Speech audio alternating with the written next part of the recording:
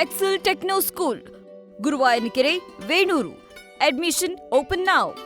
ಖಾಸಗಿ ಬಸ್ನಿಂದ ಹೊರಗಡೆ ಬಿದ್ದು 66 ವರ್ಷದ ವೃದ್ಧೆ ಜೀವ ಕಳ್ಕೊಂಡಿದ್ದಾರೆ. ಚಲಿಸ್ತಾ ಇದ್ದಂತಹ ಬಸ್ನಿಂದ ಎದ್ದು ಮುಂಭಾಗಕ್ಕೆ ಬರುವಂತಹ ಟೈಮ್ನಲ್ಲೇ ಏಕಾಏಕಿ ಆಕೆ ಬಸ್ನಿಂದ ಹೊರಗಡೆ ಬಿದ್ದಿದ್ದಾರೆ. ಆ ಖಾಸಗಿ ಬಸ್ಗೆ ಡೋರ್ ಇರಲಿಲ್ಲ. ಹಾಗಾಗಿ ಇನ್ನೇನು ಅದ್ ಪಕ್ಕದಲ್ಲಿದ್ದಂತಹ ಒಂದು ಕಂಬವನ್ನ ಹಿಡ್ಕೋಬೇಕು ಅನ್ನುವಂತಹ ಟೈಮ್ನಲ್ಲಿ ಕೆಳಗೆ ಬಿದ್ದು ಜೀವ ಕಳ್ಕೊಂಡಿದ್ದಾರೆ. ಇಂಥದ್ದೊಂದು ದುರಂತ ನಡೆದಿರೋದು ತಮಿಳುನಾಡಿನ ಕೊಯಮತ್ತೂರಿನಲ್ಲಿ.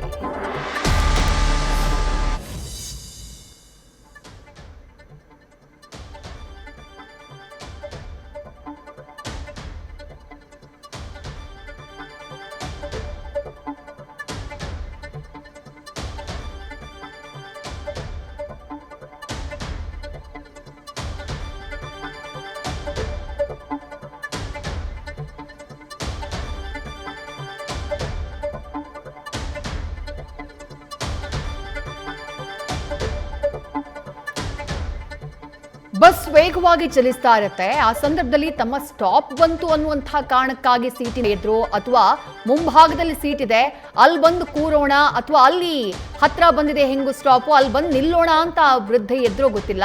ಕೈನಲ್ಲೊಂದು ಚೀಲ ಇದೆ. ಒಂದು ಕಂಬವನ್ನ ಬಿಟ್ಟು ಇನ್ನೊಂದು ಕಂಬವನ್ನ ಕ್ಯಾಚ್ ಮಾಡಬೇಕು. ಆ ಸಂದರ್ಭದಲ್ಲಿ ಬಸ್ ವೇಗವಾಗಿ ಹೋಗ್ತಾ ಇತ್ತು. ಗ್ರಿಪ್ ಸಿಕ್ಕಿಲ್ಲ ವೃದ್ಧೆಗೆ. ಅಲ್ಲೇ ಡೋರ್ ಇತ್ತು, ಓಪನ್ ಡೋರ್. ಅಲ್ಲಿ ಕ್ಲೋಸೂ ಮಾಡಿರ್ಲಿಲ್ಲ ಅಥವಾ ಡೋರೂ ಇರ್ಲಿಲ್ಲ. ಅದಕ್ಕೆ ಏಕಾಏಕಿ ಆಕೆ ರಸ್ತೆ ಪಾಲಾಗಿದ್ದಾರೆ. ಬಸ್ ರಭಸವಾಗಿ ಹೋಗ್ತಾ ಇದ್ದಂತಹ ಕಾರಣ ಆಕೆ ರಭಸವಾಗಿ ರಸ್ತೆಗೆ ಬಿದ್ದಿದ್ದು ಅಲ್ಲೇ ಆಕೆಯ ಜೀವ ಹೋಗಿದೆ. 66 ವರ್ಷದ ವೃದ್ಧೆ ರಸ್ತೆಯಲ್ಲಿ ಜೀವ ಕಳ್ಕೊಂಡಿದ್ದಾರೆ. ತಮಿಳುನಾಡಿನ ಕೊಯಂಬತ್ತೂರಿನ ಖಾಸಗಿ ಬಸ್ನಲ್ಲಿ ಆಗಿರುವಂತಹ ಘಟನೆ ಇದು. ಖಾಸಗಿ ಬಸ್ ಮಾಲೀಕರ ನಿರ್ಲಕ್ಷ್ಯವೇ ಇದಕ್ಕೆ ಕಾರಣ ಅನ್ನುವಂಥ ಆಕ್ರೋಶ ವ್ಯಕ್ತವಾಗಿದೆ.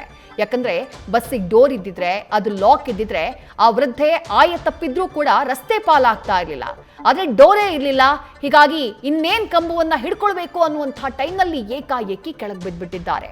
ಅವ್ರ ಜೀವಾನೇ ಹೋಗ್ಬಿಟ್ಟಿದೆ. ನ್ಯೂಸ್ ಫಸ್ಟ್ ನಿರ್ಭೀತಿಯಿಂದ ನಿಮ್ಮ ಪರವಾಗಿ.